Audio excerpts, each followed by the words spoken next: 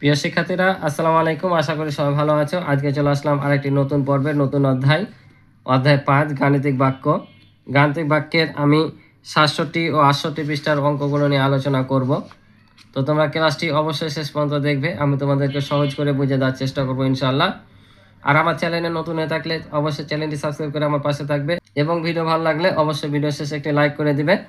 তো আমি অঙ্কগুলো তোমাদের নিয়মিতভাবে ধারাবাহিকভাবে দিয়ে থাকি। তো তোমরা যদি আমার ক্লাসগুলো দেখো, তাহলে আশা করি তোমাদের অন্য কোথাও এক্সট্রাভাবে প্রাইভেট পড়া লাগবে না, তোমরা এখান থেকে সহজে শিখে নিতে পারবা। তাই আমার চ্যানেলটি যদি সাবস্ক্রাইব করে রাখো, আমি ভিডিও ছাড়া মাত্র তোমাদের কাছে পৌঁছে যাবে। তো চলো আমরা অঙ্কগুলো দেখি কি বলছে। তো বলছে গাণিতিক বাক্য।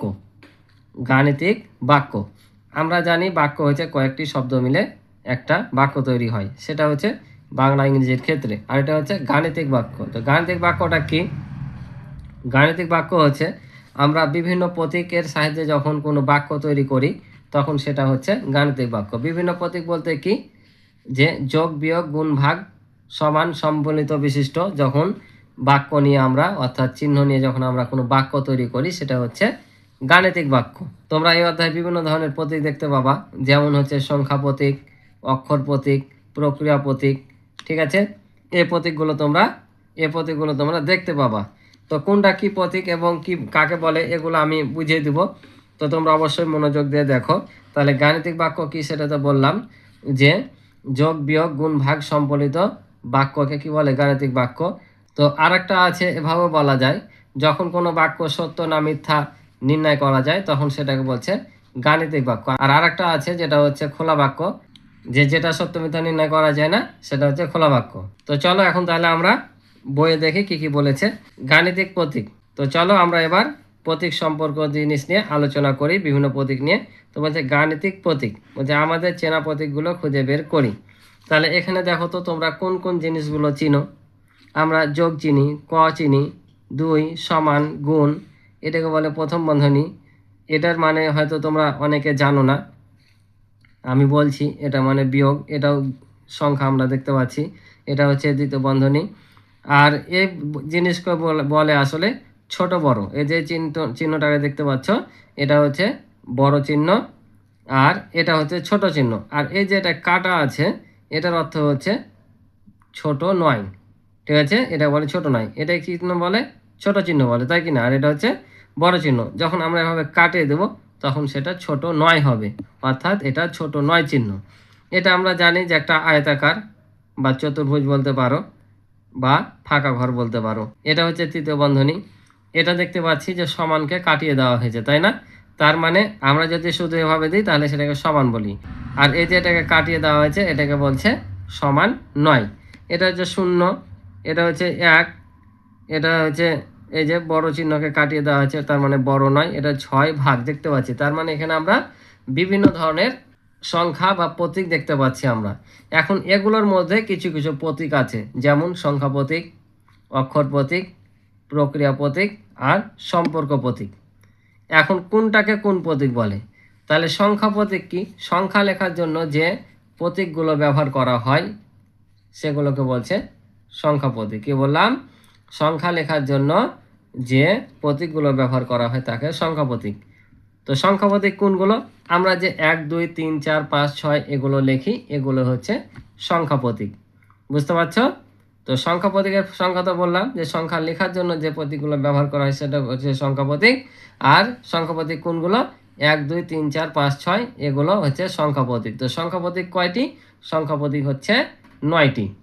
সংখ্যা প্রতীক 9টি। কি কি? 1 থেকে 9 পর্যন্ত এবং 0। তাহলে 1 থেকে 9 পর্যন্ত কয়টা হচ্ছে? 9টা। আর 0 ধরে হচ্ছে তোমার 10টা। তাহলে সংখ্যা প্রতীক মোট কয়টি? 10টি। আমি যদি বলি এই 10টি প্রতীকের মধ্যে আবার সার্থক প্রতীক কয়টি? সার্থক প্রতীক হচ্ছে 9টি। এটা জেনে রাখো, তোমরা শিখছে উঠবা তখন এই জিনিসটা পাবা। এখনও থাকতে পারে যে কি সার্থক অঙ্ক হচ্ছে 9টি, কারণ 0 সার্থক অঙ্ক নাই কেন? তো সার্থক অঙ্ক কোনগুলো? 1 থেকে 9 পর্যন্ত সার্থক অঙ্ক। 0 সার্থক কেন না? কারণ 0 এককভাবে কোনো সংখ্যা গঠন করতে পারে না। কোনো জায়গাতে দেখেছো যে 0 এককভাবে কোনো সংখ্যা গঠন করেছে? করতে পারেনি। তাই 0 সার্থক অঙ্ক না। 0 অঙ্ক তৈরি করার জন্য ওকে অন্য কোনো সংখ্যার সাহায্য নিতে হয়। তাই সার্থক অঙ্ক 9টি। আর সংখ্যা প্রতীক কয়টি? 10টি। 0 থেকে 1 2 করে 9 পর্যন্ত হচ্ছে সংখ্যা প্রতীক 10টি। তাহলে এগুলো হচ্ছে সংখ্যা প্রতীক, ঠিক আছে। এখন এই যে যোগ বিয়োগ আসছে, গুণ ভাগ, এগুলো কোন প্রতীক? এগুলোকে বলছে প্রক্রিয়া প্রতীক। এগুলো হচ্ছে প্রক্রিয়া প্রতীক।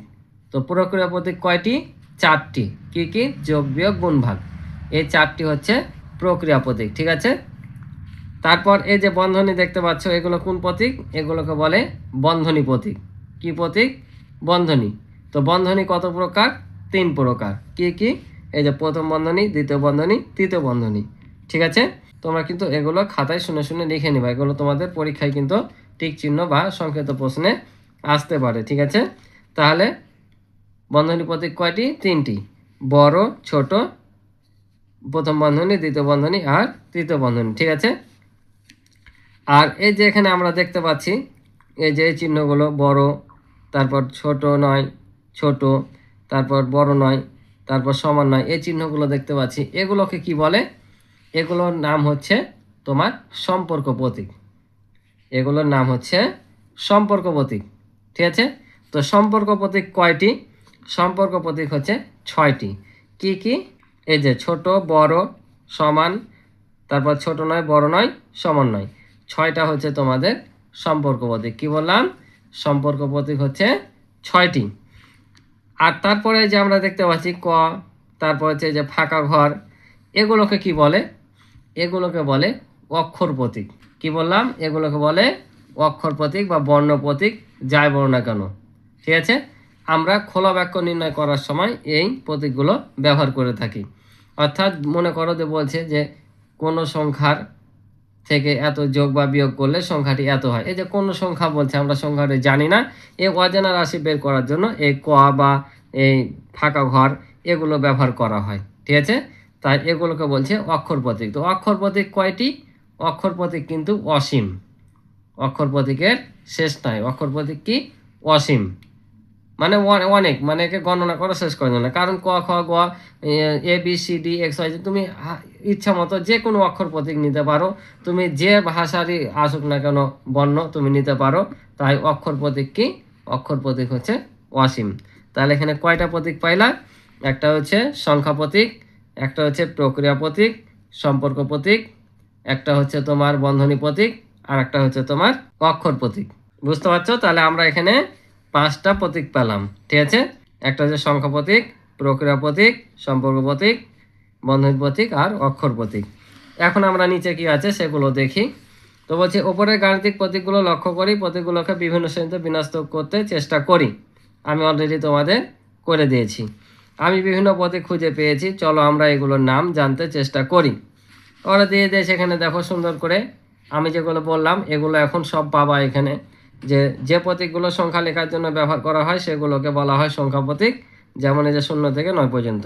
যে প্রতীকগুলো 4টি প্রক্রিয়ার জন্য ব্যবহার করা হয় সেগুলোকে বলা হয় প্রক্রিয়া প্রতীক। এই সংখ্যাগুলো তোমরা কিন্তু মুখস্থ করে রাখবা, যেমন যোগ, বিয়োগ, গুণ এবং ভাগ, ঠিক আছে। এগুলোকে বলছে প্রক্রিয়া প্রতীক। 4টি প্রক্রিয়ার জন্য ব্যবহার করা হয় যেগুলো, যেমন এই যে গাণিতিক বাক্য তৈরি করার জন্য ব্যবহার করা হয়। যেমন আমি বললাম না যে গাণিতিক বাক্য কি, যে এই যে প্রক্রিয়া প্রতীক, যোগ, বিয়োগ, গুণ, ভাগ সম্বলিত বাক্যকে গাণিতিক প্রতীক বলে। ওই গাণিতিক বাক্য তৈরির জন্য এই যোগ, বিয়োগ, গুণ, ভাগ ব্যবহার করা হয়, ঠিক আছে।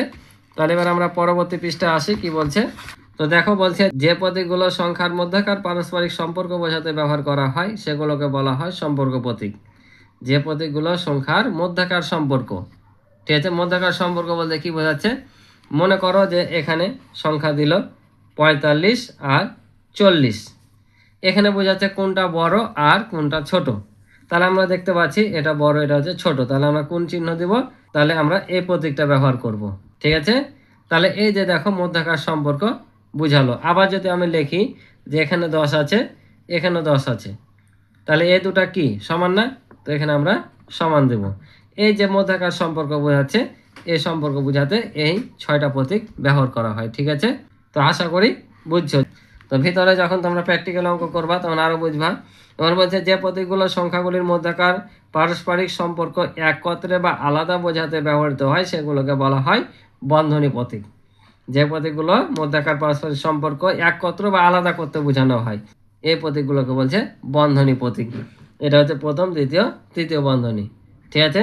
তারপর দেখো বলছে যে আকৃতি বা অক্ষর দ্বারা অজানা সংখ্যাকে প্রকাশ করা হয় তাকে অজানা প্রতীক বলা হয়। যেটা আমি প্রথমে বললাম যে যে কোনো অজানা রাশি বা সংখ্যা বের করার জন্য ব্যবহৃত হয়, সেগুলো হচ্ছে তোমার কি অক্ষর প্রতীক। তাই বলছে যে আকৃতি বা অক্ষর দ্বারা অজানা সংখ্যাকে প্রকাশ করা হয় তাকে অজানা প্রতীক বলা হয় বা অক্ষর প্রতীক বলা হয়। যেমন এগুলোকে বলছে অক্ষর প্রতীক বা অজানা প্রতীক। এবার বলছে সম্পর্ক প্রতীকগুলোর নামের ব্যাপারে খেয়াল রাখতে হবে। যে আমি প্রথমে বললাম যে বড় ছোট, বড় নয় ছোট নয়, এগুলো তাহলে আমরা জানি যে নর্মালি এটাকে বলে সমান, তাই না? এটা হচ্ছে সমান আর এটা হচ্ছে সমান নয়, অর্থাৎ যেটাই কাটা দেখবা সেটাই নয় ব্যবহৃত হবে। ঠিক আছে, এটা সমান, এটা কাটিয়ে দেওয়া হয়েছে, তার মানে সমান নয়। আর এটা হচ্ছে প্রথম বন্ধনী। ঠিক আছে। তারপর হচ্ছে এটা হচ্ছে বৃহত্তর, এই যে বৃহত্তরকে কাটিয়ে দেওয়া হয়েছে, এটা হচ্ছে বৃহত্তর নয়। আর এটা হচ্ছে দ্বিতীয় বন্ধনী, এটার নাম হচ্ছে ক্ষুদ্রতর বা ছোট, ক্ষুদ্রতর বা ছোট বলতে পারো। আর এটা কাটিয়ে দেওয়া আছে মানে ক্ষুদ্রতর নয়।